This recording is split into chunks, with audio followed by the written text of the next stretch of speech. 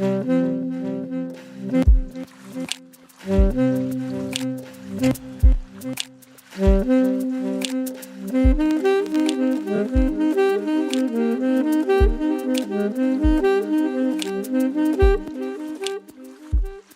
je het nog? Toen we bij elkaar gepakt zaten in de cafés, op vrijdagavond uw wegbanen langs stamgasten die eigenlijk altijd alles blokkeerden.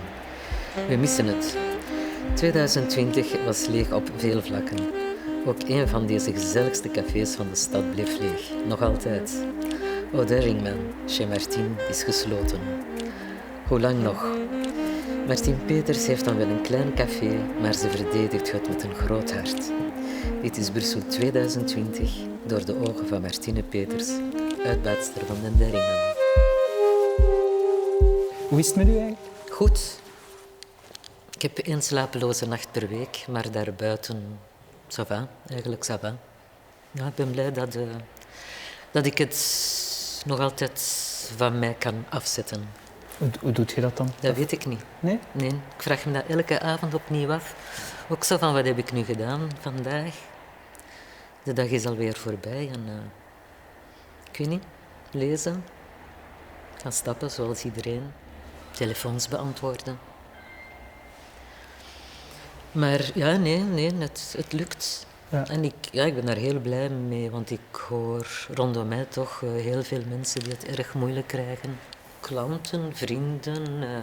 Ik heb zo de indruk, sedert een week of 2, dat het erg moeilijk wordt voor vele mensen. Ja, voordien had ik ook contact met hen. Hè. Maar nu zo vaker, indringender. Kunnen we afspreken. Als we nu opnieuw moeten sluiten, dan weet ik het niet. Dan zou het wel eens kunnen dat het voor altijd is. Martin van Café Deringman op de Vlaamse Steenweg is zwaar onder de indruk van de maatregelen die de gewestelijke Veiligheidsraad haar en haar collega caféhouders oplegt. Dit zou wel eens het einde kunnen betekenen van een van Brussels bekendste cafés. Eerst en vooral denk ik dat ze volledig fout zitten als ze zeggen dat de clusters in een café zitten. Er is geen enkel bewijs voor. Wij houden al 4 maanden de gegevens bij van iedereen. Ze zijn daar nog nooit achter gekomen. Volgens Martin zijn de nieuwe maatregelen ook niet eerlijk. Zo mogen restaurants wel nog open blijven, wat voor een volkstoeloop zou kunnen zorgen. Ik snap absoluut dat er maatregelen moeten genomen worden, maar men moet consequent zijn. Dit heeft geen enkele zin. Geen enkele zin.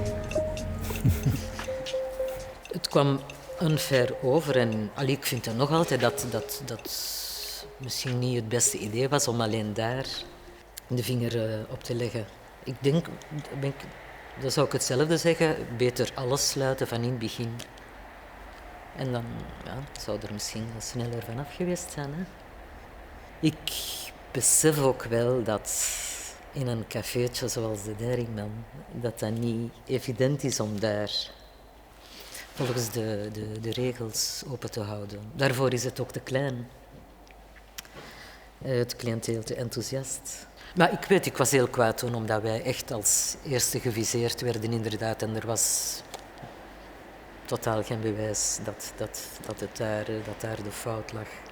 Ik zei een tweede keer overleef ik niet. Ik ga opnieuw open doen, natuurlijk. Maar een derde keer, dat niet. Hè.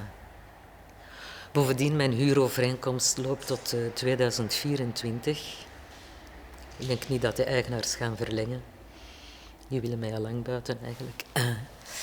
En ik zou dat toch graag uitdoen, die laatste jaren in schoonheid eindigen en niet moeten stoppen omwille van dat stom virus. Heb je gevierd als je wist dat de vaccin er ging aankomen? Nee, ik ga niet op voorhand vieren. Ik ga pas vieren als we terug in het cafeetje zijn. Ja. Wat mist je nu het meest aan het café? Gewoon kunnen gaan werken eigenlijk. Ja. Terwijl, zoals ik zei, ik verveel mij niet, absoluut niet. Maar ik heb ook beseft dat ik nog niet klaar ben om te stoppen met werken. Wat ik soms dacht, voordien.